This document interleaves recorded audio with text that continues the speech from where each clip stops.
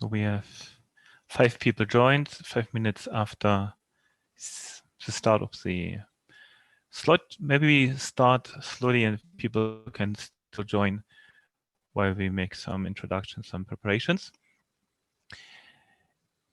This chapter about the anatomy of the transformers is a bit theoretical. Sort of, it explains how the transformers work under the hood. In particular, what is this attention, where this main paper says attention is all what you need. So, and if you wouldn't have the transformer library of Hugging Face, you would actually have to build each time when you want to have a model with transformers, you would have to build what we now discuss. But Hugging Face did this work for us. And so now today, when we use the Hugging transformer libraries, basically we just take this pre-trained these models already. And we don't need to do all the work which we discussed right now in the discussion until you want to build a model yourself with different layer structures. And in this case, you also would need to train things from scratch, which is not easy. If you want to train a NLP transformer from scratch, it's a project, and this would be discussed in the book in the later chapter number 10. So at this chapter, which we are right now, chapter 3, we are not actually doing this in practice. We just understand how things work. Now, I think in what I did when I studied this chapter, wanted to understand it myself, I read it a few times, maybe 3 or 4 times. And the first time I understood that everything is around the concept of attention. So say I don't want to understand anything except what is this attention. What is the idea of attention? And I tried as much as possible to ignore all the other things in the chapter. And once I read it and I thought about it a few hours, and I thought I understand what attention is, then I read chapter again, and now wanted to understand what are the things which are around this attention, like what are the other pieces which are still needed, but they're not sort of a secondary in importance.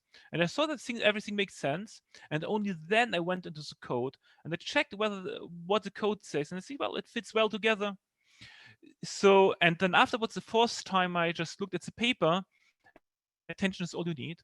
And I saw that this chapter, which we read right now in the book, is a very good introduction into that paper. So after having worked through this chapter 3 times, as I said, first asking myself, what is attention? Only sort of what's the idea of attention? Then what are the other things around it? How does the code connect to it? When I then looked at the paper, everything was very easy. But I was sure that if I would have looked at the paper right away, I wouldn't have understood anything, because the paper doesn't explain the ideas of attention. It just says sort of how do you build a model based on the ideas of attention. So in my presentation, I want to go in a similar way. I won't go once through the chapter from the beginning to the end, but I want to take out certain key ideas at the beginning and just focus only on them to say, well, let's only understand what is attention and what is the idea behind it, how it is implemented. And then after we get this picture and maybe discuss that well that we understand it, then we may go through the chapter from the beginning to the end, or maybe we look at the code to ask more specific questions. Okay, and for doing that, I have prepared a notebook gist, basically pulling out some images, some code from the chapters which we have, and I put it up in GitHub, and I share a link to that in the Slack channel.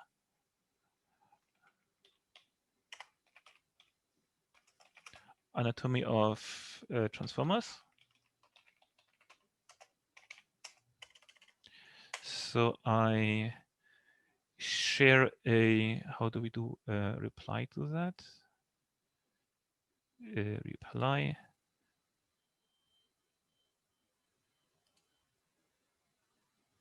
Second. I want to share this.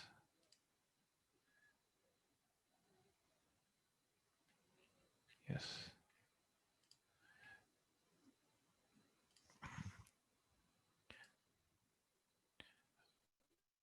Okay, so I shared a gist which we are now looking in the presentation, which is basically pieces taken out of the course itself, this book.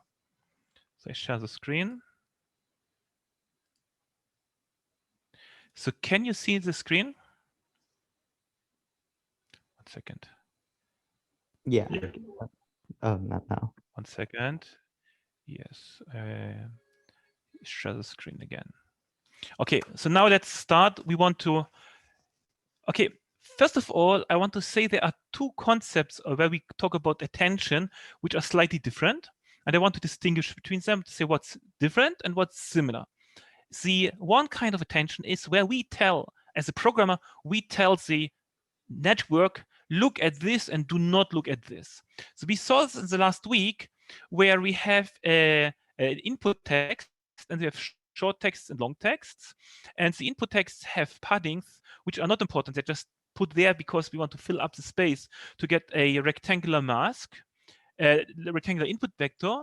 And so we add to this an attention mask, which says, look only at those levels where we have 1, and don't look at the tokens where which are not important, and we put in zeros over here. And these number 0 are multiplied to all the computations which we do not want to do. So this, and this is an example of where we as a programmer tell the computer, look at those and do not look at those. This is 1, and we multiply some numbers inside the program by 1. We leave the same numbers in there. And then we multiply at some other places the same numbers by 0. We switch off the computations. That's one kind of attention where we as a programmer tell the network what to look at. This is an easy way of attention. Says, look at this, don't look at this. Now, there's another point of attention which we are now more interested in, is where the neural network itself decides what to look at. So we already saw this graph over here. So we have a translation from French into English. And we see le is translated to the. Accord, agreement. So on. I don't know it's French well enough, so maybe I pronounce things in the wrong way. And so we see the network over here gets as an input all the tokens from here, and these tokens will be translated into meaningful representations. And when it produces the output, at the point when it has to produce the output agreement, it decides to look only on the word accord. And it ignores all the other words which are over there. So at some point in the model, which we will see in a moment more in detail, there will be an attention mark which is generated by the program. And it says 1 at this point and 0000 over here, which it says as the network itself tells itself, I pay attention only on that one vector which corresponds to the token accord. And it translates only this one vector, and so it makes it easy for it to get to the word agreement, because it's the English translation of that one vector representation.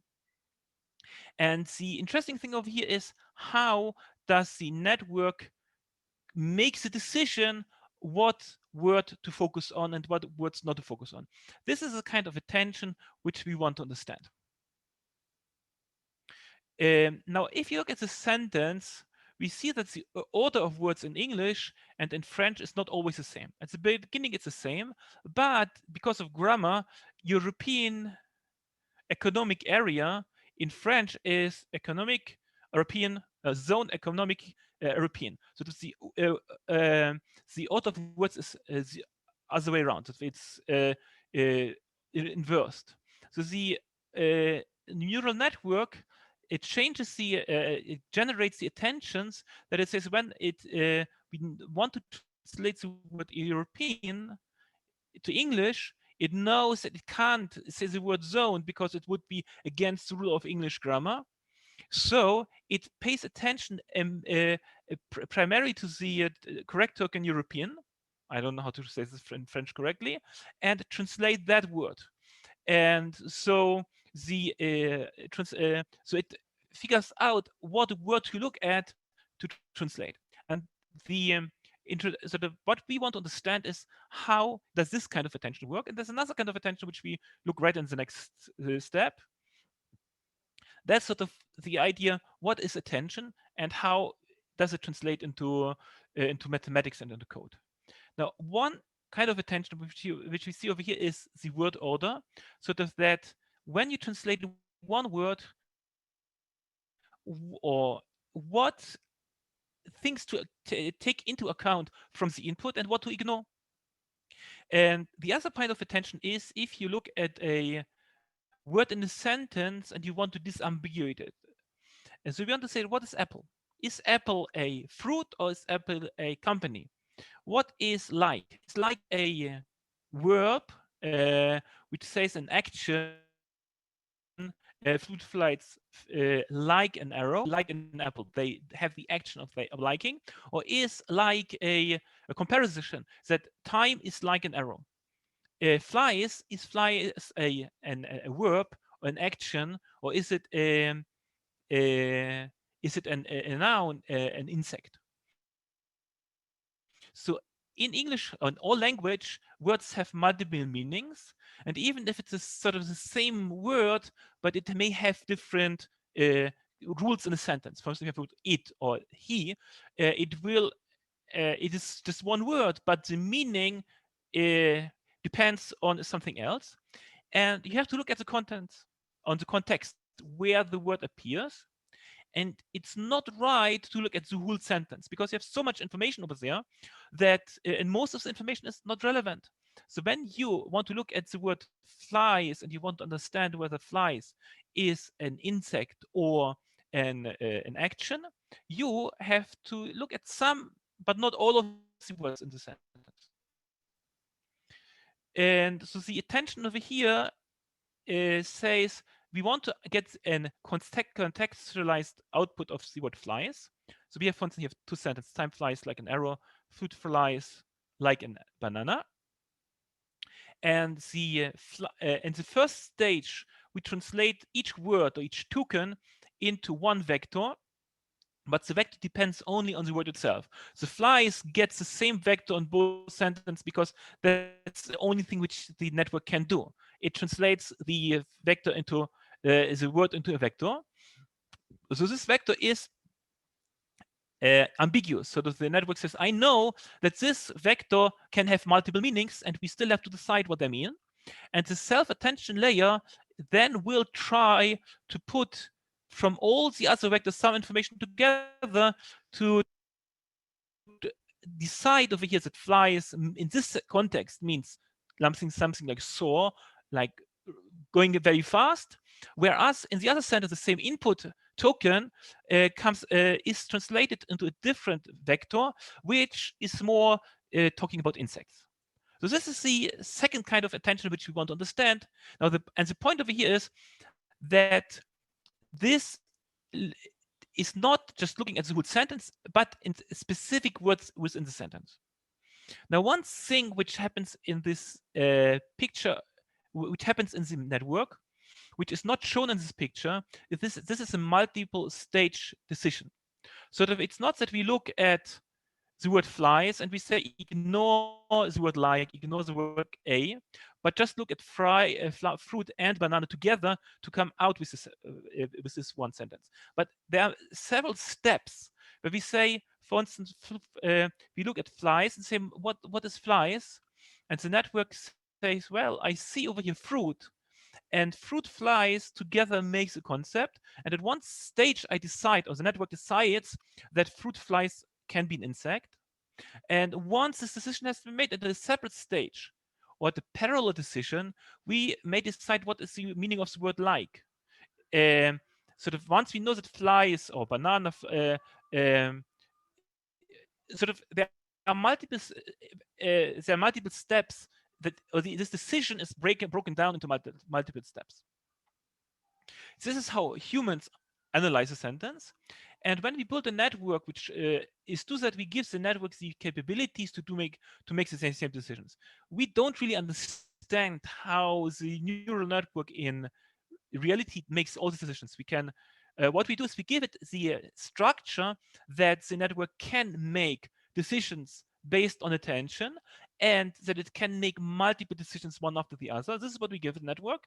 We give it training data, and we train the network, and then the network will use these capabilities to come out with the right answers, and we can later was inspect the network to see how things work. And it looks like that they're at different stages makes these different decisions, but still we don't understand the details of how it decides, because it's all different between each network and by itself. Okay, I want to summarize what kind of attentions are we looking at.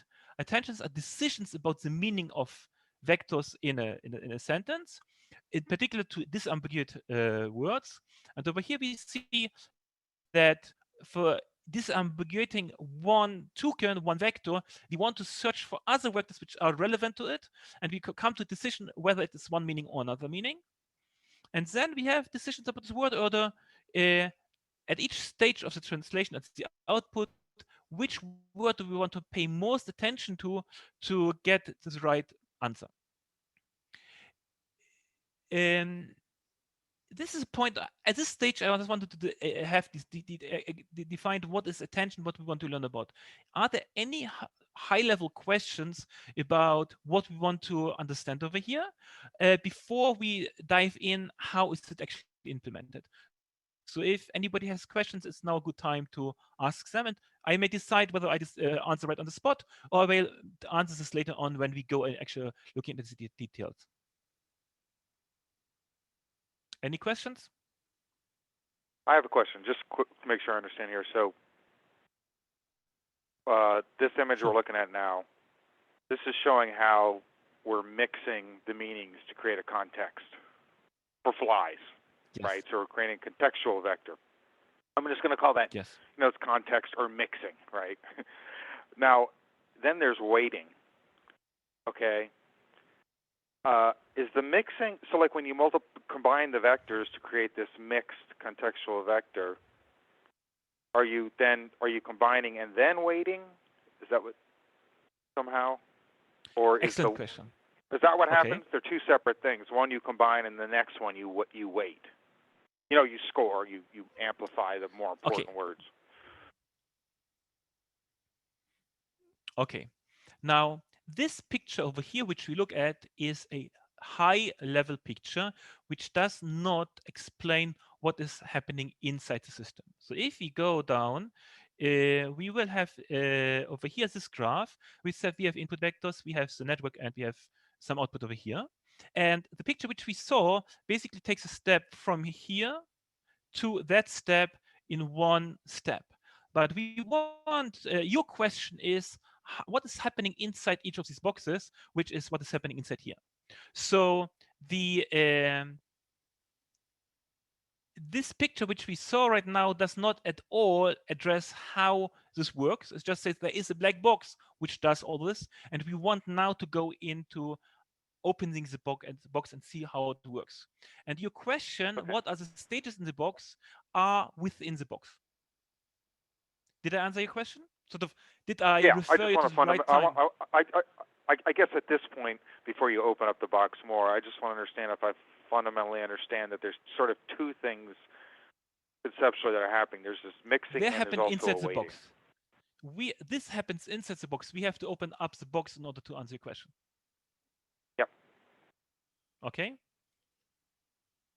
Okay, so now let's open up the box. Now I want to do something quickly. I want to show you some part of the code, but not in order to understand the code. I want to show you the code for two reasons. One reason is to show that the code is really, really simple, so there's nothing complicated going on. And the other point is that we want to look at the code and not to say, well, I understand it. I want to say, I do not understand it. There is something in the code which I need to understand, some questions which I want to ask. And once we know the answers to the questions, the code will be understandable. Okay, so look at this. This function over here is all what, this is the basic building block of attention. That's the attention, sort of this automatic attention, where we do this computation of aligning words in a sentence and deciding the meaning of words, is built out of this one building block over here. and we see in a moment. It's very simple. There's three lines over here. This line is just the contents. The DMK is equal to 64. Okay, so we have three lines over here which does all things. It's not complicated. Now, why do I not understand it? Because I get some input which is called query, key, and value. And if I do not know what query, key, and value are, I can't understand how to compute them. So we come up with a question: what are query, key, and value? Then we have a question: what happens over here? V multiplies the query with the key. So we have a question: why do we need to multiply? What happens to what is the connection between the query and the key? And then over here we have inside multiplication some transposition. So there's a special way. How do we exactly connect them together? So we want to understand what is the key, what is the value, what is the query, and how do we combine the query and the key? Exactly how do we do this? And this will explain what this line does. And then the next step is softmax. So the question: why do we need softmax over here? What is the meaning of softmax after making the multiplication? And then we multiply the value with weights. So why do we do this? So all what I wanted to do over here at this point, to see the code is really simple. There are just 3 steps. And we want to understand what are query, key, and value. Why do we and how do we connect the query together with the key? And why do we multiply the result with the weights, with the values? And why do we need the softmax in here? Okay, now once we have this building block, if you look at the rest of the code, we see something very simple. Now, all of the neural network actions, what they actually do, is in the function forward. The init function is just preparing data when you build the network. So the rest of the network really is a forward function, and it's very simple. It just applies this function which we have over here, builds the input from the hidden state and applies a function. There's nothing interesting happening over here. It just applies the linear layer to each point. Okay. The next step, the forward function, is very simple. It just does a cat of, it's just a loop. Here we have a loop, which is a list comprehension in Python. And we have 12 heads. So here we have 12 structures which we just built, and we just concatenated them together. So no computation, we would just do 12 times in parallel, we do the computation, and we put them together. So the question is, why do we need 12 parallel heads? And that's it. This is one layer in the network which we see over here. So what I want you to get out of looking at the code, I didn't want to show you the code now to dive into the code, is it's very simple. It's one simple function which is done 12 times in parallel. That's it. And we want to understand what goes into the function in order to see what is the meaning. Okay. Now this was the preparation to look. We want now to understand this one graph. This graph shows the structure of a transformer language translation model, which has 2 parts. One is called encoder, which I call reader, because it reads the text, it encodes it, and from the text which we have over here as the input, we get some hidden state, which is a representation of the text. So the network reads, and this is called encoding. And then we have a decoder or writer, which produces the text in the other language, in German. So this first part, the encoding part or the reading part, is in blue. The writing part or the decoding part is in red. And they look very similar. And over here we have a graph of different models where we see the original transformer model had the encoder and decoder inside it in one box. And there are follow-on models. So that after people saw that this works really good, they said we can do it better. We can change some parameters. We can make it bigger, smaller, faster. And so we have a history of T5, BART, and Big Bird, several models which takes the same idea and tweak it to do something better. This is this middle branch which have encoder and decoder.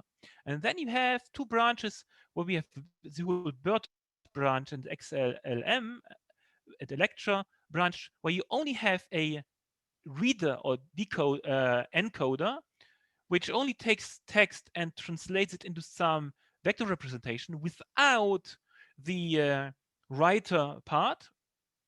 These are models which are used for understanding text, for classification. And then you have models which only take the writing part, the decoder part, and no encoder part, is GPT and CTRL. And they just take some representation as input, and they generate text as output.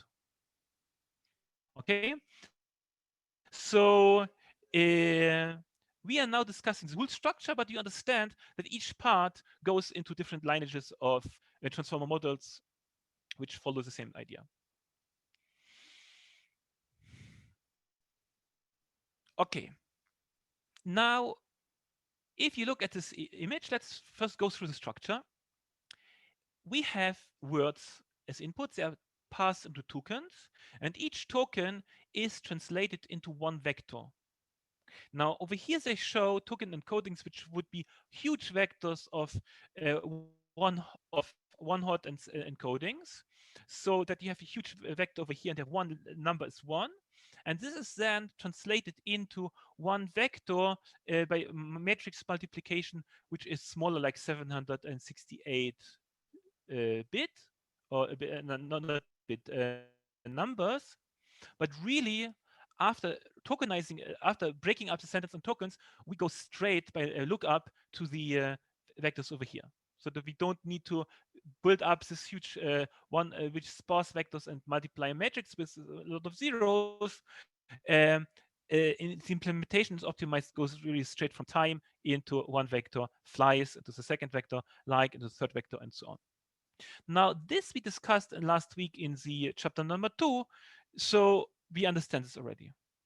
The positional embeddings, I ignore them. I don't explain them right now. We can talk about them later on. They're not related to the attention.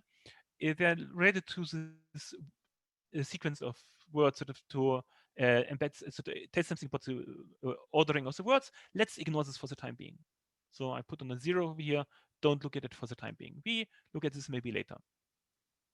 Then we have the encoder stack, which is multiple layers which do the attention. So that's what we want to understand better. And all we see right now is that we have 12, I believe, or 6, I don't know exactly, we can look at the code, layers which do what we saw before in the code. We have 12 parallel heads in one block, 12 parallel heads in another block, and so on, and they do the attention. We want to open up this box more. And as a result, we get, for each input token, we get a contextualized output token, which is available here, which can be used in the decoding. And what's needed to be done over here is the attention decoding. I want to open up this in a moment, but let's first look at the writer at the decoder. And something strange that it looks very much similar to the encoder. So why is writing and reading so similar? The answer is that the way how the program writes, how the network writes, is actually read its own text.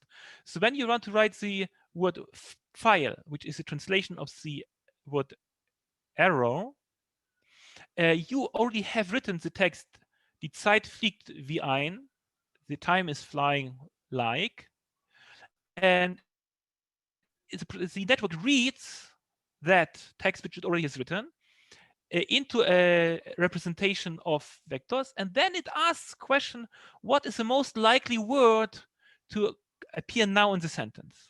And this is based on the input which we have over here, what we already written, that we write coherent text, and also based on the vectors which we have over here. So that at this part of each network, each stage over here is allowed to look into the vectors which we have over here.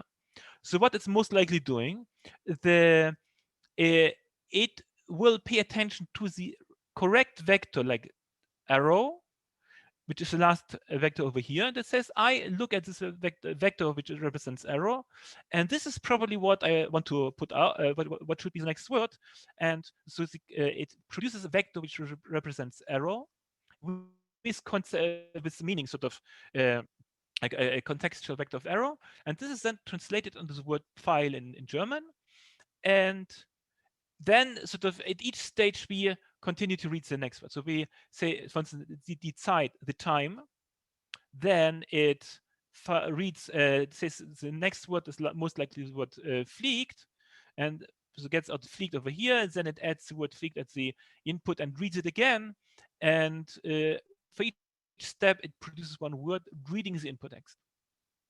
Now, this process is discussed in chapter number 5 in detail, and actually the process is slightly more advanced to what I explained over here, because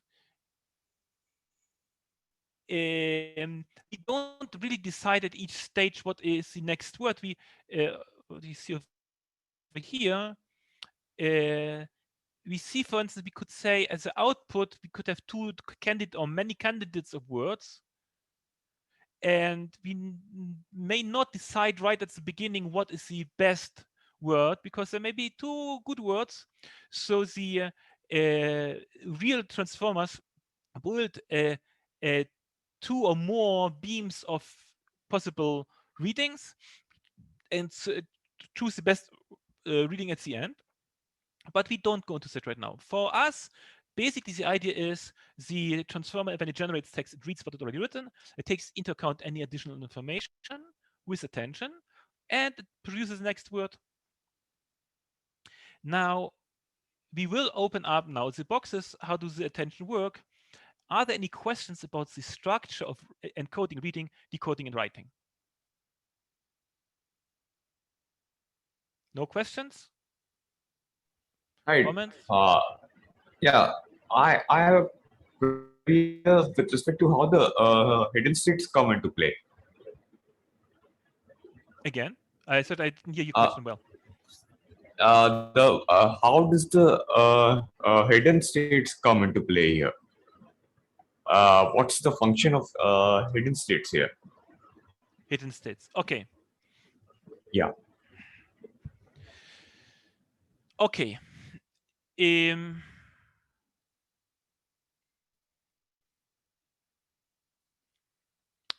have the transformation, the translation goes in several steps. The first step is we have a text which has words which we understand as humans, and it is broken up into tokens, which often are single words, and sometimes there are parts of a word. We discussed this last week, and in the first step, we translate them into vectors which represent some meaning of each token, which could be ambiguous. Now, that's the first representation of the text. Now we have 12 layers of hidden states, where each layer takes its input of a vector representation and produces an output, a vector representation of the same sequence of tokens, but with more mixing, with more context.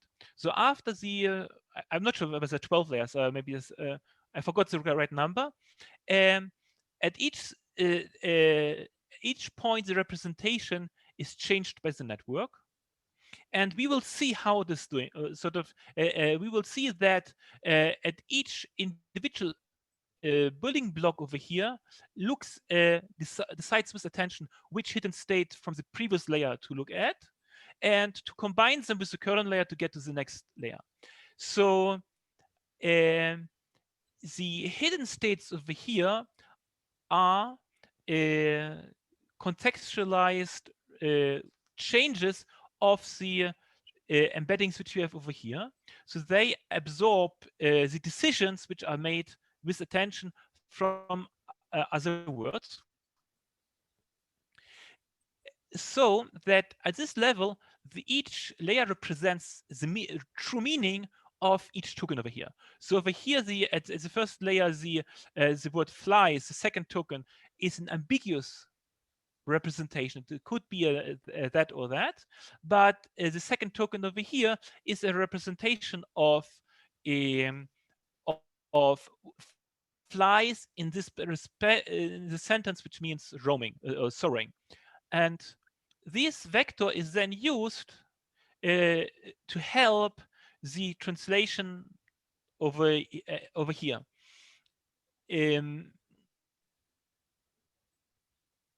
I'm not sure whether I addressed your question. Maybe I just explained again what I said before.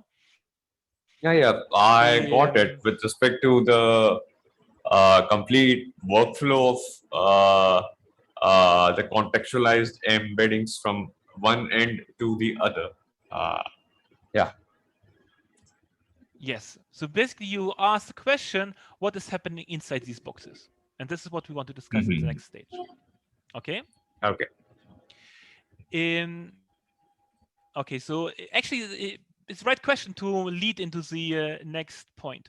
So we have this picture over here where we say at each of these layers, we do something which is called multi-head attention and the feed-forward network. Okay, now give me a moment to think how best to explain this.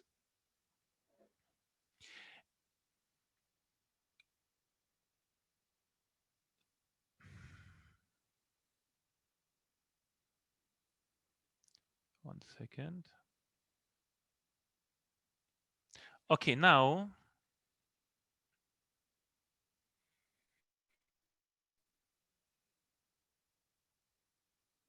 what do we want to understand right now? In deep learning, there's always a magic that the network learns something which we don't tell the network to do. And I can't explain you what the network is teaching, it's learning itself. What I want to explain you now, what we make possible for the network to learn. So we give the network a structure which it can use in any way how it wants to use it, and it learns to use these structures. So we want to look at one decision step which we allow the network to do. And we have in here 12 parallel steps, as we already saw. And we have then, I forgot the number, 6 or 12 layers of decisions, one after the other. So we have sort of a group of building blocks, and each building block makes a decision. And the decision takes into account all the previous hidden states, and it wants to create a new hidden state. But it does not combine equally all the inputs which it has. It just makes a decision. I look at one of them only, or maybe two.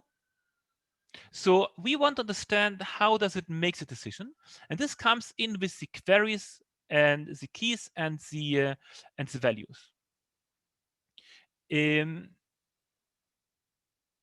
So this is the code which we saw before, and this is a picture which explains, which shows it in a more graphical way. Yeah, I have one clarification. Okay, now this same structure is used twice in. Sorry, one clarification into what you mentioned. I think in encoders, you mentioned previous, but actually the attention is paid to all the tokens, previous as well as subsequent. Okay, now I want to explain. When I meant previous, I meant layers, okay, 1, 2, 3, 4, sort of layers in the network. When you say previous and past, you refer to the order of 1, 2, 3 of each token in terms of the sequence. So that is correct. So in the encoder block, each step looks at the whole sentence. So if you're on the word, for instance, like, which is in the middle of the sentence, you can look at time flies, and you can also look at an arrow if you look at the whole sentence, at previous and past tokens in the sentence. Whereas in the writer, we prevent this from happening because it wouldn't work in real work. When I said you look at the previous layer, it says in layer 0 we have the raw tokens which are ambiguous, and then we have this layer 1, which is the same full sentence after one layer of decisions, and then again you make another layer of decisions. So it's like you write say when you write a text, you write a letter, and you're not sure how to write it best. So first you write a draft, which is expressing the basic idea, but it's not very good. So you write it, and you write the first letter, and you write the whole letter, and then you write a second version of the letter, where you look at the previous draft which you wrote, and you write the second draft. So this is next layer. And then you look at, say, well, I can improve this letter even better. I write it again, and you have the next draft of this letter until you get to the representation over here, which is sort of most balanced between the different meanings which you have in the sentence. Did I address your comment? Yeah, thank you. Okay, so now we want to look at one decision point over here. So this one decision point is used many times, many sort of in parallel and in sequence. And one decision point wants to make one decision. I want to say, is the word fly, should it be an insect or should it be an action? And I want to look primarily on one other word. So that when it says fruit flies, then I say, well, because fruit is fruit flies, I understand this. So now I decide it's an insect. And so we want to understand what is query, key, and value. Now, the same logic which we decided over here is used twice in the model.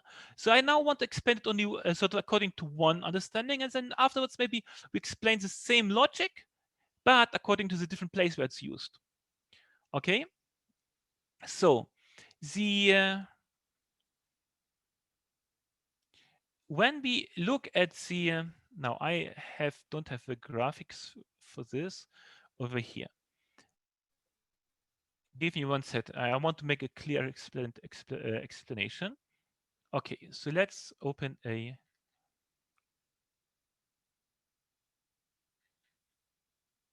one second. We want to insert a text. It's the bottom. Insert text. No. Okay, so we have fruit.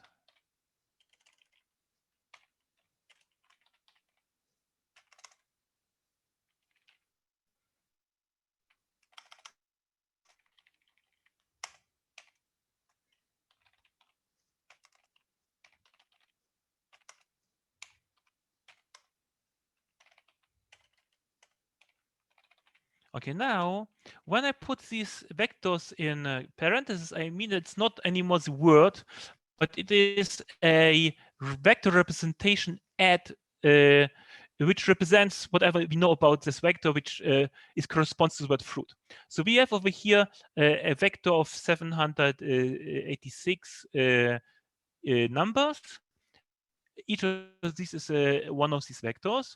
And we look at one layer, sort of, it could already be processed a few stages. Now we look at one stage. And we look at the word, at computing, what is happening with, what do we want to understand for, sorry. What happened to the, not me. Second. No, cancel. I want to open it up. Sorry. I just closed by mistake the, okay. So let's, so we have that we are in layer, let's say we are in layer 2, and we have vectors at layer 2, sort of after 2 steps of attention. Now we want to compute the vector flies 3. So we want to know what should be the next better understanding of the second token in the sentence. So what we do is we all have already flies 2, and the flies 2 we extract from this a query, and sort of, and from the word fruit, from the vector fruit 2, which is, we extract 2 vectors. One is key, like that is query flies, and we have a key fruit 2, and we have also a value. And the same happens for like, and say also for apple. Now I make for 3 points. For each of the vectors, we extract a key and a value. Okay. So we have 1, 2, 3, 4, 5, 6 words. So we get 6 keys for each of these words. We get 6 keys over here, 6 values over here, and we get right now we look only at one query over here because we want to compute this one output. But really we have also the 5 other queries. And in order to compute the flies 3 output, we compare that query against each of the keys. So we say the key represents some understanding of the apple. This represents some understanding of the fruit, specific for the question which we now want to decide. So is this one building block, this one cell of decision, takes out of the vectors one level of understanding and compares, and it chooses the one key which is most close to the query and says this is one which I want to pay attention to. So for instance, if you want to decide over here, let's assume that this block decides is it an insect or not, or what kind of an object are we talking about. So this over here says flies. It looks like an insect. Fruit looks, in this respect, also looks similar to an insect because it's part of the world of an insect. And apple maybe also, but like and so on, not. So the vector of fruit over here would be similar to this vector. And the scalar product between this, or the cosine similarity between these two words would be big. And the similarity to other words would be low. So we would find that, for instance, in the example, that this vector is most close to the query vector. And as a result, the product of both of them would be the biggest value compared to the other values. And when you use softmax, you basically try to find the biggest value and to make it to 1, and all the other values you want to make to 0. Now over here, I'm waving my hand slightly, and I come back to this in a moment. But if you would have a hard max, not a soft max, it would do exactly this. It would say, I take the biggest value and I make it to 1, all the other values I make 0. So if you go with this for a moment, it would take the best matching word according to this question, and it would make a vector 1 out of it, and all the other vectors would be 0. And then it multiplies that result as attention mask, which we get with the values. So it would get 1 times the fruit value and 0 all the other values. And summing up, we would get just the value fruit 2. And this vector is used in order to produce the flies 3 vector. So what I want to say is over here, and I have to correct myself in one step in a moment. So we say we have something like a search engine, where we say we have information as input information, one hidden vector from the previous layer. We have one neural network layer which takes out of each of these words a key that says, what does this vector mean for this decision which you want to make over here? And a different transformation which takes out of each word a query. What do we want to say? And then it compares what are the most similar words. So it finds, for instance, that flies is similar to fruit, according to this question, which we say, according to this transformations which you have. So it takes the highest match, turns this into a 1, all the other numbers into 0, and multiplies it with the values. And so as a result, we get the value, which is fruit is relevant, and we use this fruit. Now, I was changing something. I was talking about a hard max, not about a soft max. We use soft max, which says that really we make it things soft. Instead of taking a strict 1 and strict zeros, we say the biggest number gets something close to 1, and all the other numbers get something close to 0, according sort of how similar they are. Why do we do this? It's not for the decisions, it's for the training path. Because when you train the network, you want to backpropagate errors. And when you say if the decision is wrong, you want to understand what small change can I make to improve my result so that in the end I come to a better decision. So if you would have a strict hard marks at the sides, you wouldn't have any gradients. You wouldn't say make a small change the vector slightly and get a better result. It would always be 0 and you wouldn't get a better result. So, but if you make a softmax, then you would see that every input makes some kind of contribution, and the more similar it is, the more impact it has. So we could say that if you learn that some answer is wrong, we want to improve the answer, we could compute gradients, and you would say, well, the word apple is helpful, so let's increase the scoring of the apple even further in order to move the maximum from fruit to apple, maybe. So the softmax feature over here is basically used to allow to have feedback backpropagation probability gradients. So we give each word some scoring, so that if you want to improve something, we can backpropagate which of the words is most appropriate here. But in order for them making the decisions, the idea is to find the best match between the query and the key, and gives the most attention, most impact to the value. And so you give it the value close to 1. And all the other values you give it a number close to 0, so that the total weight is equal to 1. And that's the logic which is applied for each of these steps.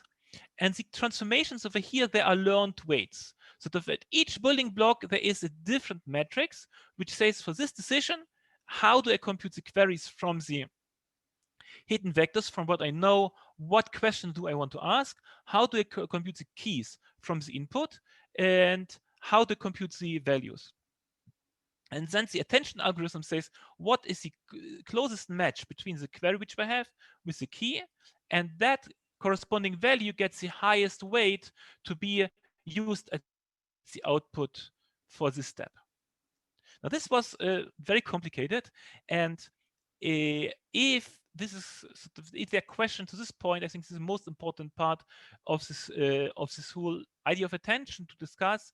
So now is the right time. So if there's something not clear over here, at least ask the questions, and maybe we think about how to draw some examples, some analogies to answer these questions, maybe part on the later part of the presentation, but now is the time to ask questions about this basic core idea of attention.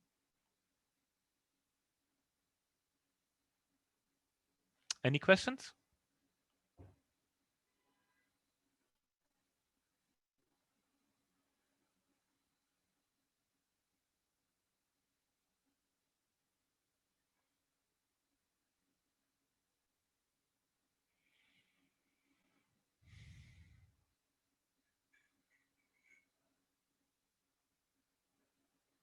So I'll probably ask another one that'll be a box to open up, but so I understand the softmax. I understand you get weights for each, on the left side, right? Weights for each token against each token, right? So you get 5, yes. You know, if there's 5 tokens. And I understand how multiplying that. For each token, yes. Yeah, I understand how you multiply that on the value to get the value, you know, query key value, get the value. So that to me is a magnitude. And so you're learning, like in this network or sequence of tokens, what's the most, you're really learning what's the key words in there. What are the most important words there? But what I don't so I kind of understand how it's like telling you what to pay attention to. But the piece I don't see in the math, and I don't see in the code, and I don't see here is the mixing, which you showed clearly with the flies, you know, diagram, how it mixes. And I can imagine that you use those weights from the softmax to then combine the tokens with each other with those weights at the same time. So you're combining, you know, but I don't see that happening. Am I misunderstanding completely? Because to me, there's two very different things. There's I skipped over one step. Yeah. Okay. I skipped over one step. Give me 1 second. You asked the right question. Okay. The word feedforward, this is the point which I didn't explain. So basically, we get the input over here. We have the multi-head self-attention. I explained one head, didn't explain multi-head, but you multiply this by 12. And then we have one level which is feedforward, and I didn't explain it. And you asked, you were missing that one step. You're right, this step we missed to explain.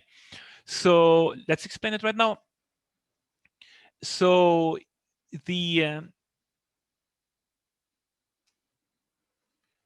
let's also look at the code.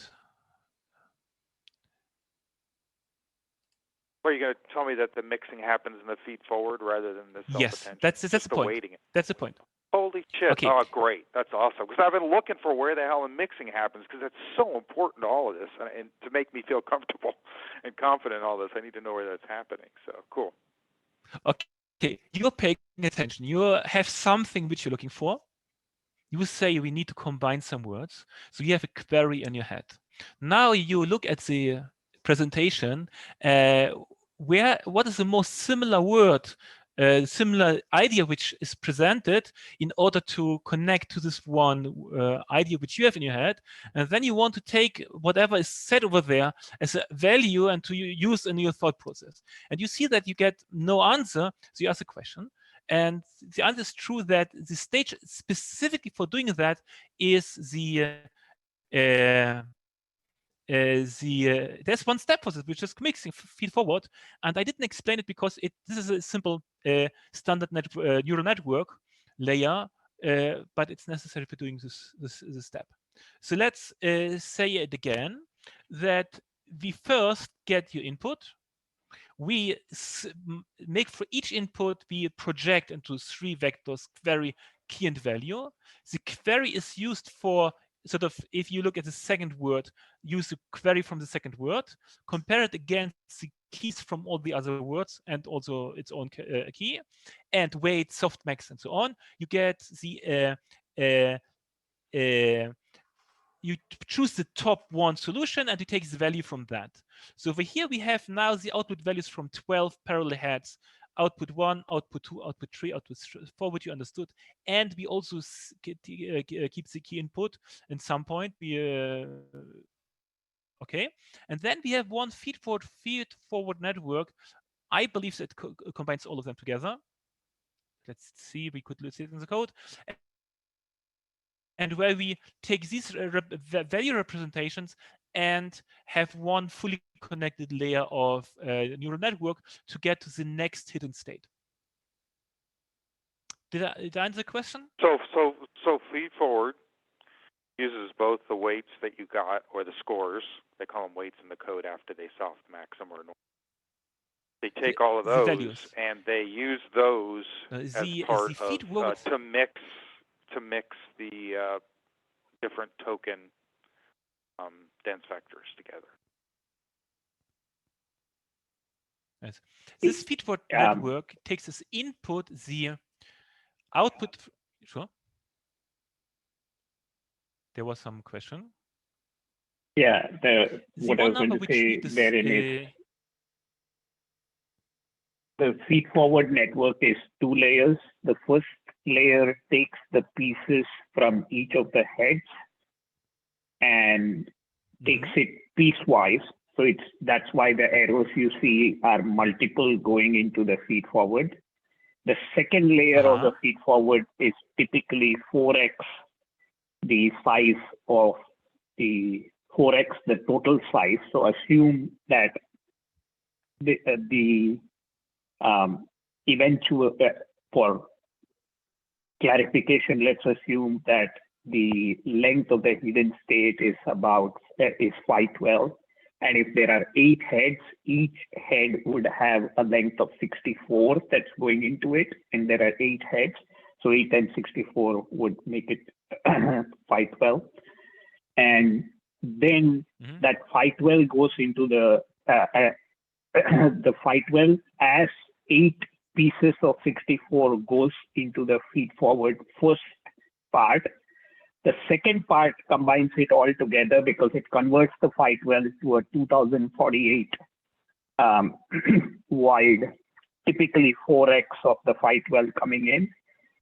And the second layer of the feedforward splits it back down from the 2048 into FI12, which is the reason that you see the X out again coming out as 8 pieces of 64 each. And the reason it does that is because, as you know, Yakov just explained, you would have multiple stack of encoders. So the next level will again need the pieces going in as the pieces. So the combination occurs when you go from FI12 to 2K, and the 2K is again split or again brought down to FI12 as part of the feedforward. It's 2 stages. The first stage going from FI12 to 2K, the second going from 2K to FI12, and the FI12 is actually broken up again into the 8 heads, which means 64 per head, and that's what goes into the next stack of. Okay. encoders. Yeah. No. So let me see if I kind of can summarize a piece of this, which is just to make sure I understand. Definitely, what goes into the layers from the attention are the value, query key value. It's the values from each head, like each of the however number. It's the weighted values. It's the weighted values. Well, but isn't that what the value is, though? Key query value is the weighted. It's the value going into the value to the input. Go ahead. Yes. What I understood of here is that, I'm not sure whether I understood it correctly. Like, first of all, you get a hidden state over here coming in as an input. And this is one vector, and this is projected into key value, query key and value vectors. Then we apply the logic which we did, and the logic is as an output is sum of weighted sum of values. This is one output which we get for each head over here. And I understood that each head has one layer of feedforward over here, and then we have another layer over here. After concatenating this, we have another linear layer over here, sort of that they are mixed twice. Once or twice mixed inside each head, and then we are mixing them all heads together. Did I understand that correctly? Not quite, because at least the concat basically just sticks together in my example, the 64-bit chunks of the head and makes it into FI12. So there's no combination there. That's why the feedforward, in fact, in some explanations, they'll call it piecewise feedforward. So the feedforward just feeds each of the 64-bit chunks forward as a piece. It's the so when the concat happens, the concat it's not mixing between them. Right. Exactly. It's not mixing between them. It's just concatenating them. Exactly. Everything before the concat is per head, and correct. The linear is mixing between the results of different heads. Exactly. And even the first layer of mixing, where it goes from FI12 to 2K, is where the mixing happens, and then it's again split from 2K to FI12. So it again has to go back to the pieces, because the FI12 will be split into 64-bit pieces, then sent up to the next encoder stack. So going into the FI12, going into the linear is a FI12, but FI12 as 8 64-bit chunks, and coming out of the linear is again FI12, again as 8 64-bit chunks. Because remember that this output has to go to the input of the next encoder when you stack encoders. So the input has to be identical to what this encoder would have received. So that's why it's again FI12 in my example, chunk as 64-bit chunks per head.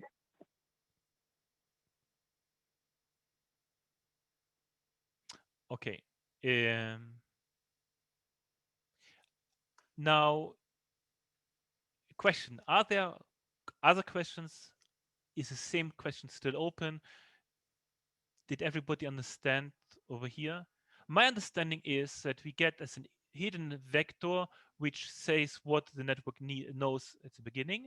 Then we make a step of processing, which is projects each vector independently for each head into key querying value. Then it searches for the best matches between each for the specific query which we have, which we want to compute, all the keys which are matching to it. We use the softmax to choose the best matching value. We add them all up, so we get one value which is the output of the attention layer.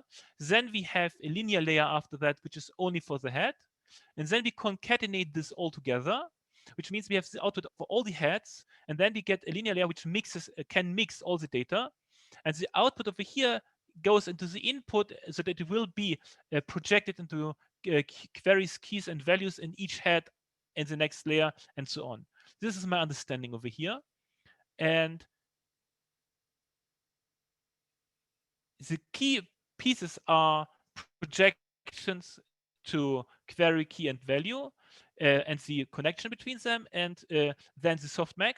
And in the end, we have the mixing to combine all these things together. Okay. Are there any more questions at this stage? I think this is quite. Now, I want to ask: does everybody understand why we want to do all these steps? So there's a question: how is it done? How does the code produces computation?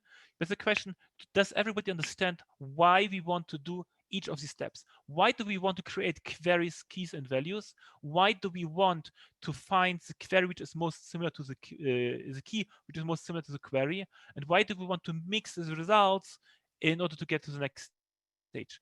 Does everybody understand the meaning why this is important for these ambiguation decisions inside the network?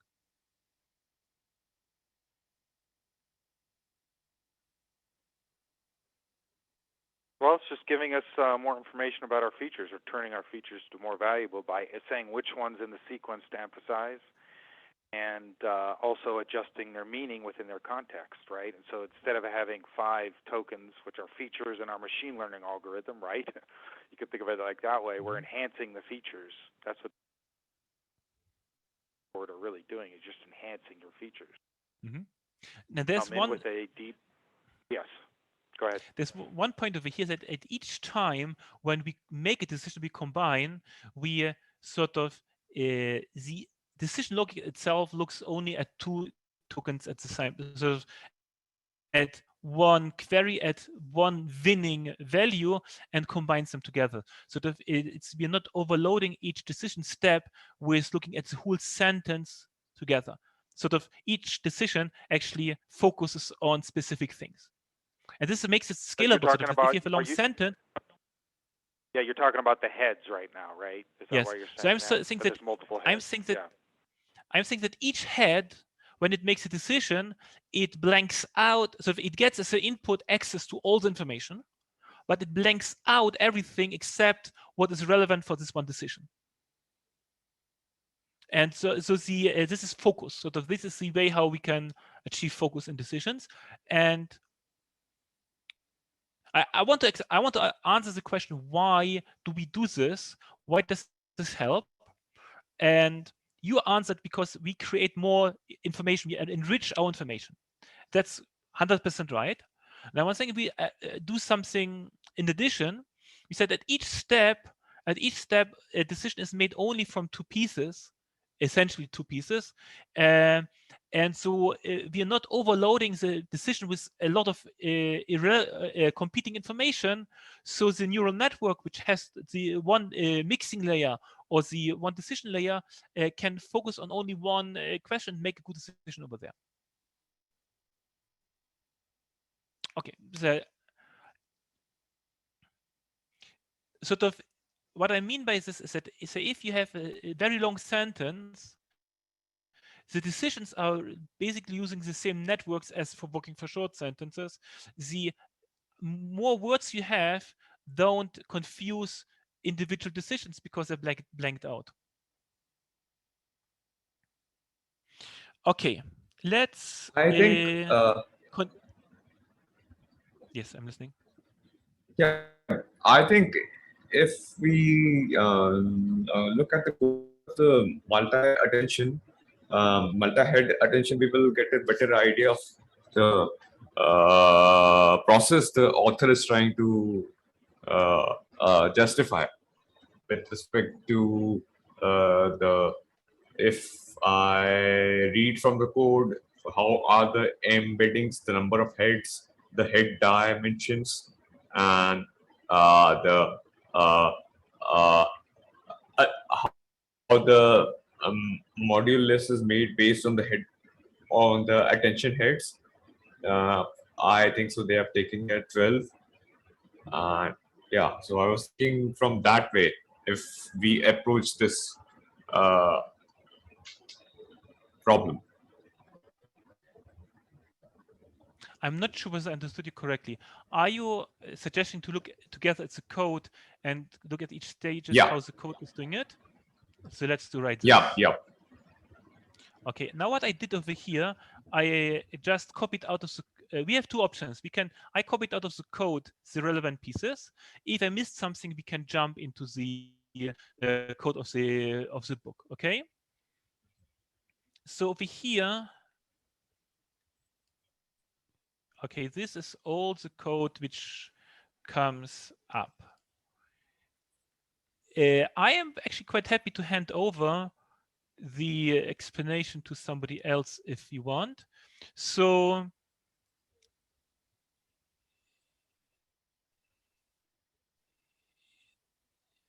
I would say this is one layer over here, multi-head attention. Or let's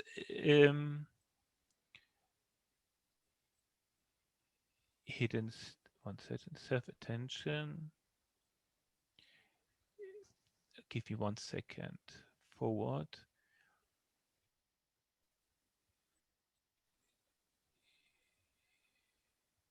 Feed forward embeddings.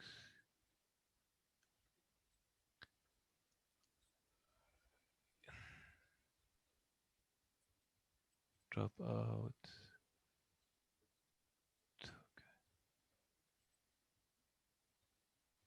Now okay, let's look at the whole.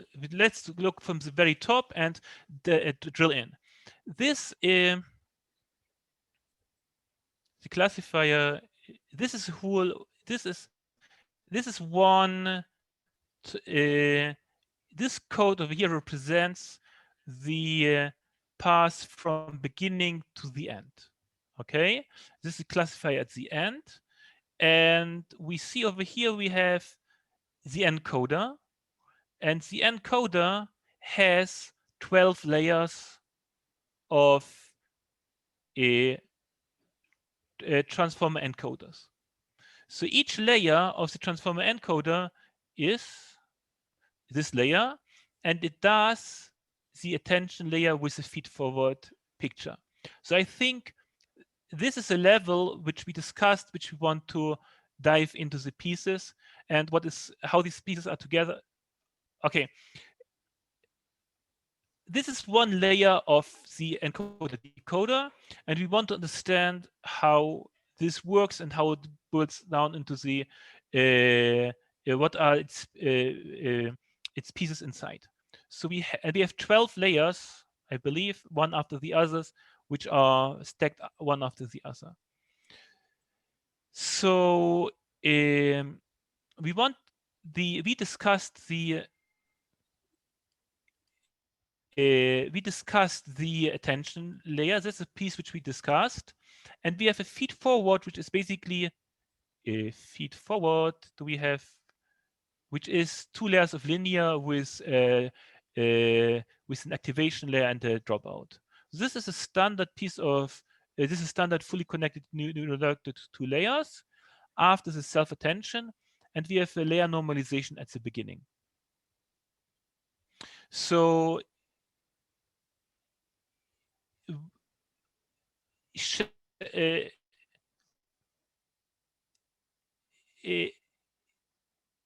okay, so this part of it, basically the interesting part which we want to discuss is happening inside the attention layer. So if you look at the attention layer, multi-head attention, we see over here that it is just stacking together 12 parallel computations of a head. And then we have one linear layer which is actually mixing all of them because it's after the concatenation. Do you understand this correctly? Squeezing by just changing the dimensionality, basically, when reduce it or increasing it. One second. Now the output layer over here has is a square matrix that has the same dimensions. This is the one mixing layer. One second, I don't we have after extension, we have feed forward and multi-head attention. Now we have over here one layer, output layer, which according to the code which I see, let me just check whether I copied this correctly from the book, that I don't confuse myself over here with making a change. Self-attention. Yeah, it's correct. It's correct. So we have actually over here one layer, one linear layer over here, which is not changing dimensions because it's it has the same dimensions. And immediately after this one layer, we get after the forward of the multi-head attention, we get over here another 2 layers of feed forward. This is what I understand, and these are so the two linear layers with a dropout. So actually, I don't understand this one layer over here. Seems to me superfluous because if you take 2 linear layers without any activation in between it, it would be the same as one layer. I'm a bit confused about that over here.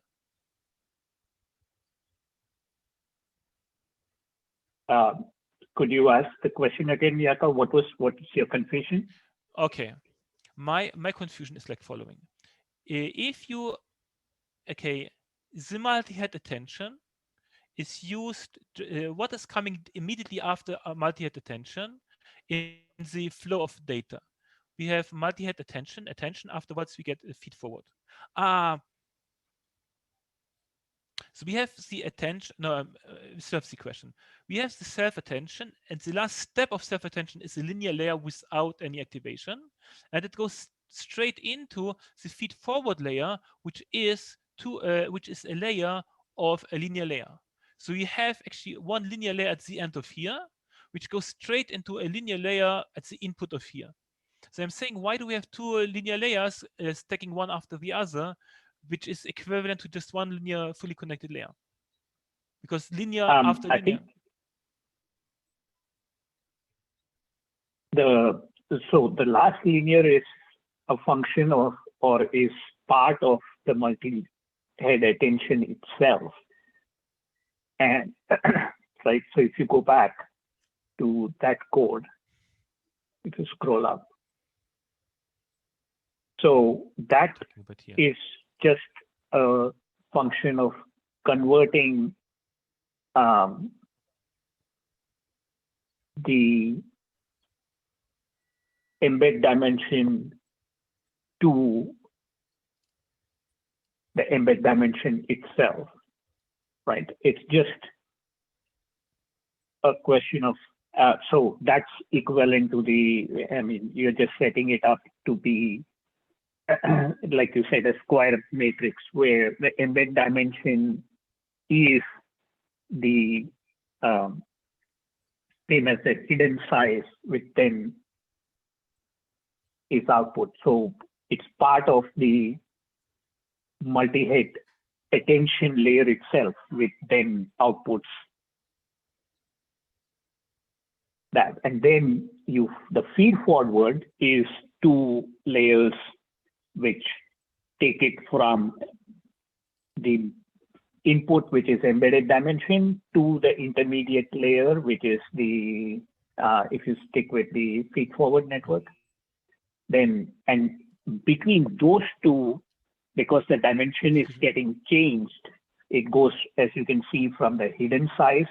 And by the way, I think this is one of my criticisms of this code is, it kind of uses multiple variables to refer to the same thing. So for example, here, hidden size and embed dimension are the same because that's what is coming in as input is embed dimension, and that's the same as config.hidden size. And then it goes to the intermediate size, which is the one I was referring to as typically 4x. So if this hidden size coming in is 512, it goes to 2K. Then it comes down from 2K to 512. And in between these two, because there's a size change, and not just because of that, but like you said, there is no point in just having layers changing sizes. There is the GLU in between. But the last the last linear layer before it goes to feed forward is actually part of the multi-head attention layer itself. So if you go back and look at just the multi-head attention picture or module, you'll see that, after the query key and stuff are all, there's 3 linears, right? There are 3 linears in part of the picture going in to, they don't show this well here, but yeah, exactly. So there is these 3 linears, and then there is this linear, which is at the output. And this linear is the linear that you see at the end of the masked hidden attention.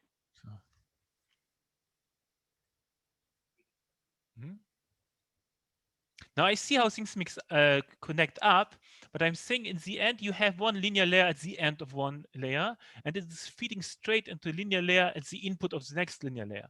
So you connect 2 linear layers without any activation in between, which means that you have linear after linear, which seems to me superfluous. But maybe this is a minor point. Not really, right? Because again, correcting myself, because what I first assumed this is feed forward. This is not feed forward. You have feed forward, which is stuck after this. So this linear just, because you have just concatenated the head outputs. So you have just stuck the concatenation just combines 64 the 64 white chunks, let's say 8 of them, to a 512 layer. But you have just concatenated it into 512. By creating another linear, right, you are now actually creating weights here, which can be learned, and the output will not just be the concatenation, but will be the weight. So it will combine these 8 first and then again take it to the feed forward layer. So that's the purpose of having a linear.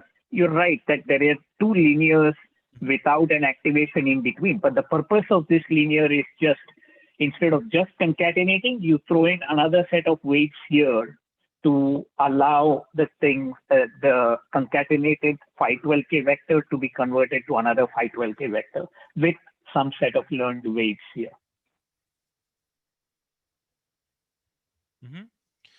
Okay. So I guess some. I just want to get an idea over here. More questions? Yes. Oh yeah, the last layer. I just want to know whether there are questions. So please ask. Riley, it's your turn now to ask a question. Or Darren, whoever wants to ask.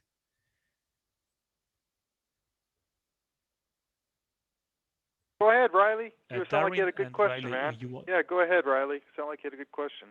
I was just saying that it's not a question, but the last layer of the multi-head attention, or like the matrix multiplication, is not quite linear because the weights are a function of the embedding. So it's not like quite a linear layer, even though it's doing matrix multiplication. So the feed forward is the Currently we linear are layer, talking but the about- last part of the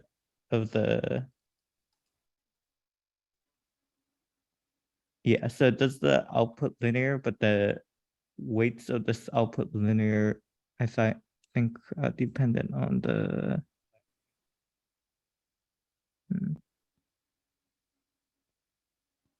These are learned weights.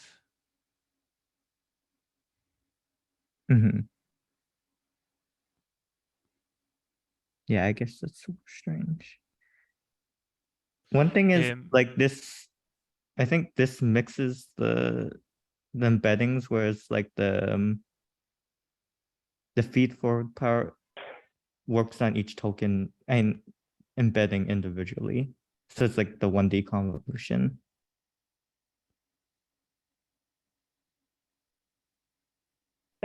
So is This this layer last linear layer is a linear layer which just converts the concatenated vectors into phi12. I mean, because remember the input dimension is phi12 in my example, and the output is still phi12. It just provides another set of weights that can be learned from this linear layer that helps to tune, if you will, the concatenated vectors into, for lack of a better word, combined vectors. But that again goes into the feed forward where the phi12k is converted to 2k and back down to phi12k. And at least to me, that's where the even more than just this phi12 to phi12 conversion, you're given two sets of weights, one set of weights to go from phi12 to 2k and another set of weights to go from 2k to phi12. And there is the activation value in between. So it provides multiple ways to learn the combination of the heads before they get split up again.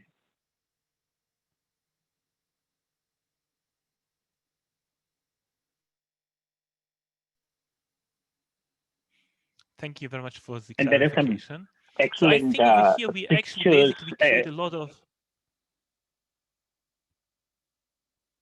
Sorry, to just finish up, there's a tweet thread that I'll post a link to, which gives an excellent set of references, which with a lot of pictures, much better than in the textbook that you can get into and dive into.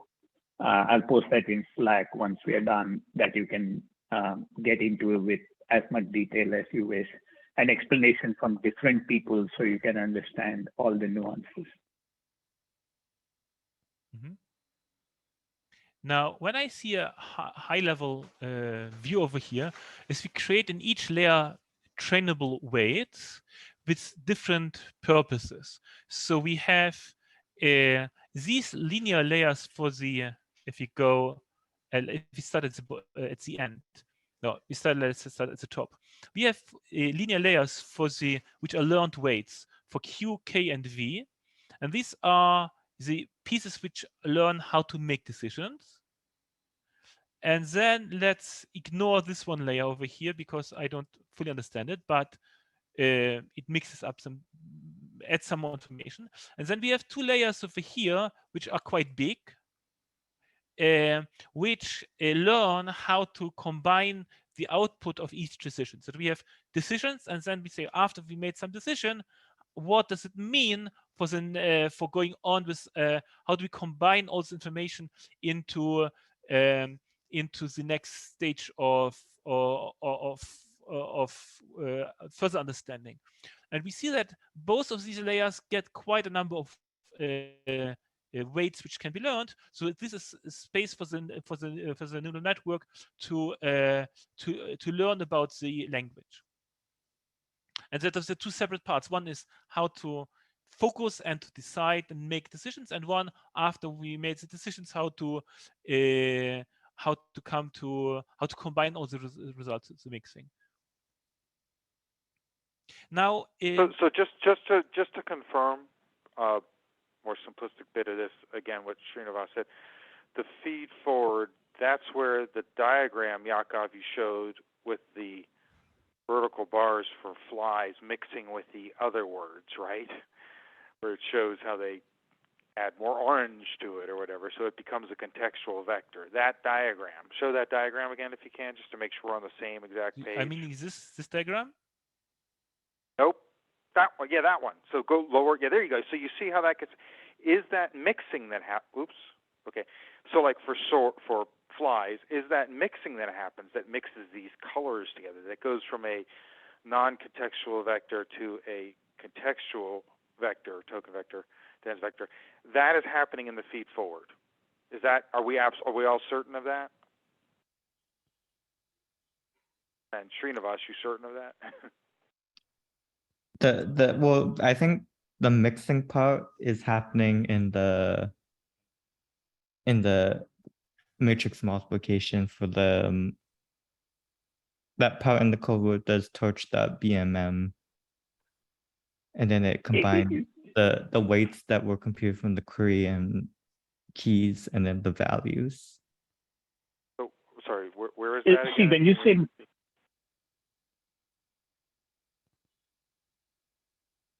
That's with respect to the scalar dot product attention. I think so. In that function, they have defined the torch dot BFM weights and values. Here's my comment, right? One of the things which why I'm hesitant is, here's the way I understand it, or at least I have a mental model of it, right? First of all, in terms of the attention itself mixes the contribution of the different words, because remember, even though for simplicity, as Yakov explained it, it's a softmax, but it's a softmax tends to put more weight on wherever the similarity is highest, but it adds contributions from other pieces as well, right? Although it emphasizes the one which has the greatest similarity between the query and the key. That's why it's a weighted value. It's weighted because there is a weight, and the weight is highest, not zero for all the others, but highest. So if you look at some of the explanatory pictures they have in the text, they'll tell you that the strongest color, that you'll also see that there is lighter colors going to all the other vectors, all the other. So I get that. No, I get that. I just maybe don't understand the dot product, because you're saying that that's where that scaled dot product is, where the actual. So when you combine signals, right? You've got two dense vectors, and so you have one dense vector, and then you have 5 you're doing attention with, right?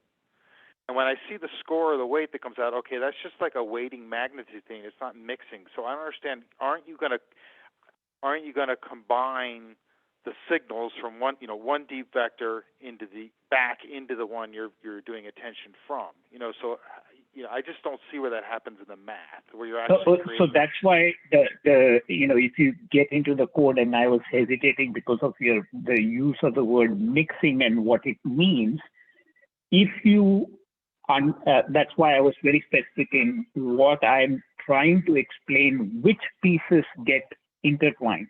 So as Mayank was saying, each word is combined in a sense, is converted first to a token, and each token is combined or allowed to be influenced by every other token in the sentence through the dot producting action, right? Because the dot producting gives you the influence, or how much weight should I pay to the fruit or to the apple or whatever when I decide on my coding of flies. And to simplify it, let's stick with just per head, right? So this is just assuming one head. Now, additional level of, there are two additional, in fact, levels of mixing. Now, this is all per head. The per head coding, which is, just 64-bit chunks in my example, and eventually gets to the whole word, because the word has been split, remember, even a single word, into the heads. The output of the heads get combined as the final K vector, and the pieces of those get intermixed because we have split it into heads, but we want the heads output to interact. And that happens I get it. in the feedforward. I get all that. Let's just forget about the heads. Let's just pretend this works without the heads. And so the actual mixing, even though it would look different if you only had one head or you weren't doing heads, right? You would still get this from the dot product, from the scale dot product. Yes. It would look a little different in this. So I just am misunderstanding, my lack of linear algebra experience is making it hard for me to see where the signals are combining between dense vectors, like and that's through the dot vector, as Mayank explained too, because through that matrix multiplication, and you can think of it, because I know you said this before, right? Because basically this is the dot product is just cosine distance, in other words. Because basically it's just measuring similarity. Oh, no, I get the similarity intuition, but you're just getting which word is more important to this one word, or saying token, but word. But you're just getting, that's just a magnitude thing. That's not a mixing thing. You then have to apply that magnitude when you whatever you do, matrix multiplication or whatever it is, when you combine each one of the words into the word you're doing the attention for. Don't you use the weights at the combination time? Because weights have nothing to do with mixing. Weights are just those similarity weights are just magnitude. They're not contextual. Can I try to explain? Can I try to answer your question with an analogy? Let's say you want to create a cake. So we have several stages. First of all, you have a recipe. Then you have a kitchen, which has many ingredients. And you have a bowl in which you want to do the dough. And then you want to take the dough into the oven. Okay, and you ask where's mixing happening, and I believe we have mixing happening in two distinct stages. Okay, so the thing is that you have the recipe, which is a sequence of queries. Each head you have, say, 12 ingredients, so 12 heads. Each head is one line of your recipe, and you have a kitchen full of ingredients which are available. And if it says sugar, flour, and water and salt on the ingredients, then each head makes the weighting of the softmax, and it gets one value vector from each part of the kitchen. So you get one value vector which represents the contribution of one query, which is the water, one from the flour, and so on. At this stage, we get only the search part, which we pull relevant pieces in. Then you have the concatenation, which is equivalent to put all of the ingredients into your bowl. So the first point where pieces get, I'm using the hard marks. I'm not using the soft marks, where also they have some mixing, but I ignore that for the time being. So at this stage, each head produces one output from one relevant source, which is not mixed, according to my simplification. So we get 12 ingredients, and you put them into one bowl. The concatenation is one bowl. So if you pour in all the things, and that's the first part where they are together, but they're not yet combined.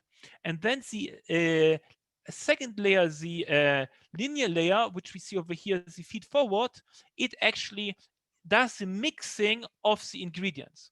So the attention part pulls the ingredients together. Concatenation puts them together without combining them. And the feed forward mixes the information but only of relevant pieces. So what's interesting is because it's a mixing in the feed forward is only of selected relevant pieces. The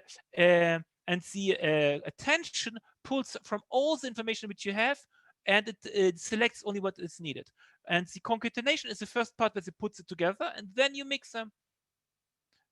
Maybe that. Sorry, can I interject for a minute to clarify one thing to what Darren asked? Darren, the weights are the magnitude, but you're right. But the way the magnitude contributes to the coding of each word and therefore each token is because the weights are applied to the coding of all the other tokens in the sentence in order to determine the weight of this token. Do you follow what I'm trying to say? Yeah, but that's not. That's how.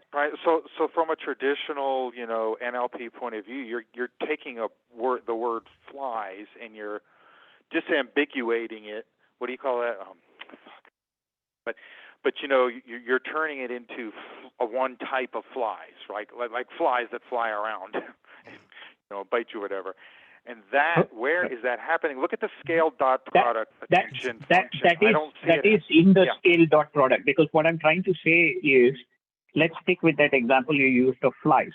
So if in that example, the coding for flies, the actual hidden state, the coding within the word flies is a weighted value of the weights that are determined by attention multiplying the coding of every other word. And the weight for the word fruit or banana or whatever in the appropriate case when flies have to be a noun will be much higher. So the coding of flies inside of the word flies, the token for flies, will be different because the weights that are applied to banana and fruit in that example will be much higher, and therefore they will multiply the fruit and banana coding by much higher values to determine the coding for the word flies. Switch it and something flies away. There flies is a verb. Therefore, the coding inside the flies will be, again, the weighted multiplication of the other words, but the weight there you go. That's it. No, what you said is the weighted so the weighted multiplication of the other words. It makes perfect sense. I just can't see it in the code. Does that happen? Is that where the key transpose is in this function? That's the scale dot product which is made, and then the value is multiplied by that, right? So the softmax gives you the distribution of the weights within which it will have the variation that I just explained, meaning in one case, banana and fruit will be much higher. Therefore, when it multiplies each of the value of the words, and remember, these are matrix multiplication as Mike was explaining. So it multiplies for each token. Therefore, it influences the coding for every word and will influence the coding within flies in one direction to generate one value for the fly as a noun or flies as a noun. And in a different situation where flies is a verb, it will multiply again each of the values of the words in that sentence. But because the weight allocated by the dot product similarity will be different for whatever word determines that flies is a verb, will result in a different coding. So that's where primarily the contextual coding happens. Right. And then there is subsequently combining, and I get that, the combining of the heads, the mixing. But I completely understand what you're saying. I just can't connect it with the code because the output of the scale dot product attention are weights, which is those are not dense and yes, but remember the weights are multiplying the value. The weights are multiplying the value Now the, Where is that the happening? output, no, in the return. Darren, In the return. weights, It's right there. multiplication. Right, no, I understand. Right. No, I understand. Wait, just stop a second. I understand that the weights are multiplied by the values, but the values are just of the word that you're doing the attention for, right? So the key query, the query key values, at least in our simplistic view, are all the same. Yeah, So that's the same fine. token. It doesn't matter. Right, but you're just waiting. You're not mixing. You're just waiting because those weights. No, it's a matrix multiplication. So you weight and add. It's not just multiplication. It's multiply and add. So that's what the BNN just stands for, batch matrix multiply. And matrix multiplication means that the value for each of the words. So what's happening in that single sentence or single line of code is the value, which means the coding for each of the words in your sentence, is multiplied by the corresponding weight for, let's stick with the example of flies. So for flies, for the word flies, and it's actually doing it for the entire sentence, and in fact for a batch of sentences, but let's stick with the sentence as an example. And so for the word flies, the encoding of the word flies will be a result of the weighted multiplication with the encoding of each of the other words as determined for that sentence. Okay, I get it. But so you just move. I mean, again, I think that's where it's happening. That's good. I kind of understand that. I understand it conceptually. I mean, you're moving these things closer to each other in a similarity space, basically. So that makes perfect sense to me. You see that happening everywhere in all kinds of NLP. So I guess I need to become a little more, dig into the BMM a little more. So it's not just magnitude, it's actually mixing. It's basically combining all the other words into the word using the weights. Exactly. Yeah, that's just my math. So I completely but that's absolutely, positively where this fundamentally revolutionary thing in the transformers happens, where all of a sudden words are contextual. And in a number of ways, but meaning, semantic context is created right there in this function. Now, the mixing is just the trick. The mixing of the heads is just a way of getting many different points of view and then putting them together. Yeah, no, I understand that. And the multiple layers is that I don't quite understand, but it's yet again, it's composition, right? Because basically language is compositional. So every stack, every layer of stack enables you, think of it, if you have worked in imaging, it's like the final layers of convolution where they determine objects and or eyes or, wheels or conceptual things like that. And by allowing a stacking of encoders, the higher layer of encoders allows you to potentially grasp higher compositional concepts in language, while the lower ones tend to allow you to, grasp fundamental elements such as is it a noun or a verb and such. They don't know, again, this is analogy, but that's the analogy. In a convolutional network, though, aren't you continually moving towards fewer dimensions, or does it do the same thing? Yes, and that does not happen here. Yes, that's correct. But so that's why I'm saying it's an analogy.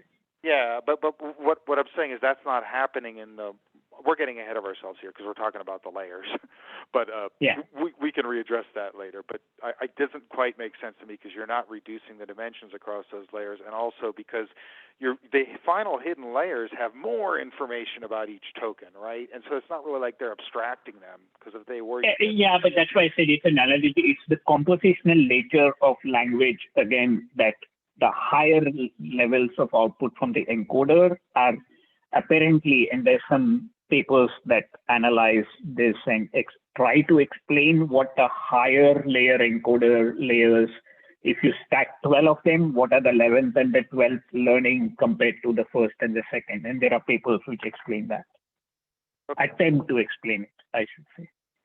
I mean, in some ways, you kind of are extracting by having more layers because you're like the first attention layer would be mixing two token embeddings with like linear transformation, two token embeddings. But then the next layer will be mixing two context vectors.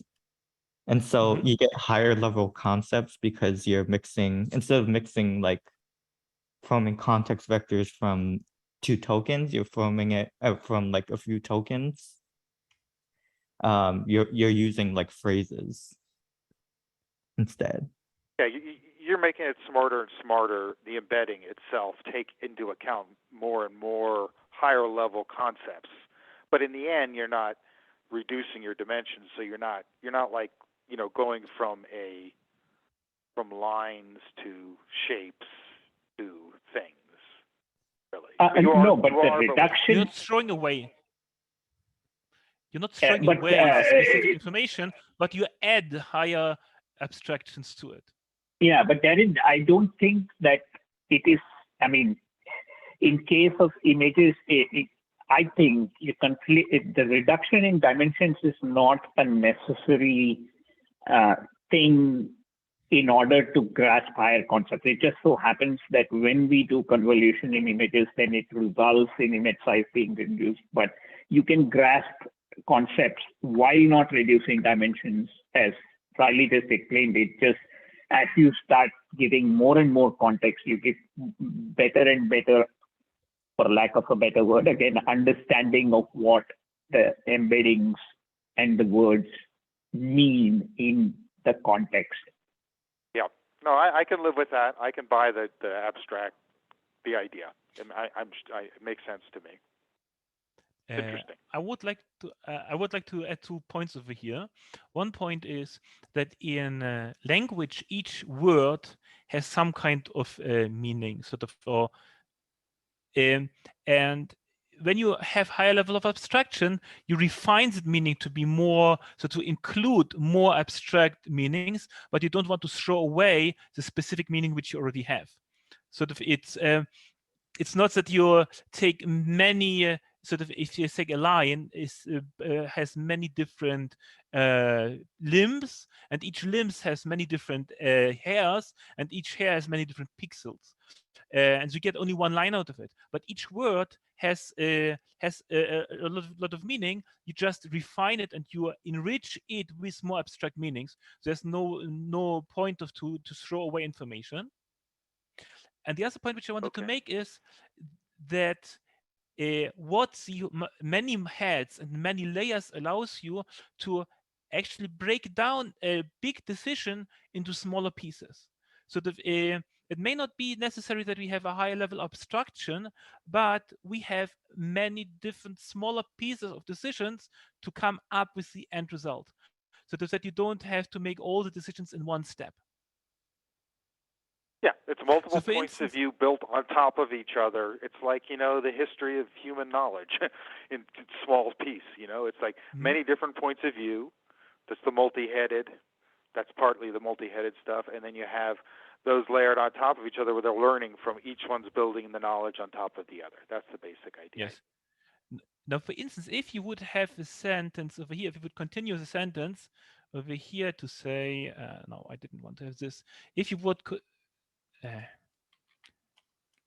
if you take the paragraph and say they are disgusting. Oh, over here, leave fruit flies. Okay, they are disgusting. So the word they refers to the fruit flies. So you cannot really understand the word they before having created a vector which has a lot of information about the fruit flies. And if you say they are disgusting, so at some point the they and how they are connected to disgusting has to happen after you have worked on the fruit flies. So we need some layers to understand the word meaning of a word in its place, what word is it at all, then the meaning of the word in the sentence. And if you go to the paragraph, you want to make this decision later, what's the meaning over there.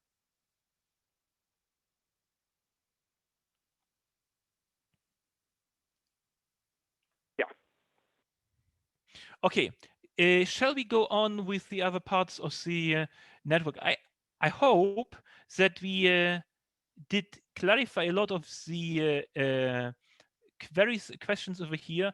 That the let's see, maybe the next part of the discussion is easier because we return about a lot of things which you already discussed. So we have, I discussed the first part, which is the encoder reader. And we have an understanding from how we get from the words through intermediate tokens. We have ignored the positional embeddings. And we get to the hidden states of vectors over here. Am I right that with skipping the positional vectors that we understood this as much as we can understand this right now? Or any disagreement to that stage? Okay, I still want, now the positional embeddings is just adding some information so that we can see whether tokens are close to each other or far away from each other, because with all things which we discussed so far, changing the order of words doesn't change anything. So if you would flip the orders of words in the sentence, we'd get exactly the same output, but word order has some importance. So positional embedding is just one way of adding this dimension of word order back into the attention algorithm. And if you agree for the time being to skip it, or maybe discuss it later on, because we want to go on to the next level of writing. If there's any comment on this, you please speak up. If not, we continue. So now for the writer, I explained already in the past, at the beginning of the lecture, of the presentation, that it's the same structure because it's reading this text which is wrote already, and it's just trying to guess what should be the next word. So we add some information over here. We see over here, the encoder block has head intention and feed forward.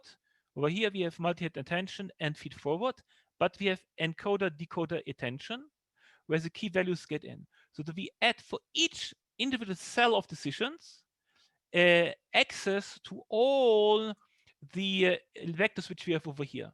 So all these vectors are treated as keys and values, and I'm not 100% sure how this are the details because the chapter doesn't spell it out. It says it's an exercise for the reader. So all this information is as a key value input for another attention layer available over here, which means that each head, first of all, can look at all the words inside the same sentence, self-attention, and then each head can look at all the other words in the other language from the input and can decide which of these words to take into account for its computation. And this way, sort of, it can, as a query, determine where are we in the story. So what did I already say, and what should be the next word? What is the most likely piece of information which I want to say next? And then we can compare this with the queries, the keys of the hidden states over here, and define which is a word which is most relevant for the next word of the sentence, and the value is the meaning of the word, sort of what should this word be, and this can feed into each individual attention block over here, and we can use the word to decide to actually say the translation of that word as the output over here. So what I explained is just how do we fit into that the same algorithm which we said. Another point of attention not with itself, not with the other words in the sentence, but with all the words from the input text, in order to decide what input word is most relevant for this decision over here and to take it into account.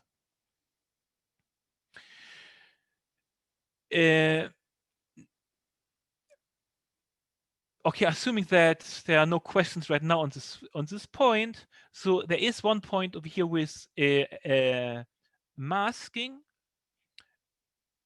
which is pointing on this, in the training setting, we actually give as the input all the input sentence, all the output sentence. And in one step, we train it sort of to predict the next word for each step. And if we wouldn't have a masking over here, then the coming words would be available as input for each word, and in particular its own output would be available. And that's not available in real production. Sort of when you have real predictions, then all the future words which you still want to say in the future are not available. So also for training, we want to make sure that they're not available. So we have to mask them away. And this is this masking, which is a attention layer. It's a diagonal triangular matrix. Do we want to go into the details of that, or do we just trust that this is an exercise of programming which is explained in the book, that because we know that we don't want to use in the training the future decisions, so we multiply them all by 0, or we add minus infinity inside the softmax, which comes out as a 0 at the end. Shall we continue after that, or shall we ask questions inside what we changed over here? Yeah, I think we can continue, Rafa. We are almost 2 hours now. Yeah. So I think we covered all of. I think we are mainly finished with the explanation of attention. We understood quite well how the first layer works. We discussed it as much as we can. No, the layer, we say if the encoder part, the decoder part basically has the same pieces. What's interesting is the connection between these two parts. And I'm quite unhappy about the book that it doesn't actually spell this out, how the details work. It's the book just says it's an exercise for the reader. And I made some guess how I would connect things, but I'm not 100% sure about this. And maybe this is one kind of question which I would ask the authors of the book when they come to us. I would have some question over how this actually connect together. So shall we, okay, if there are any final questions, please ask, and then let's wrap up.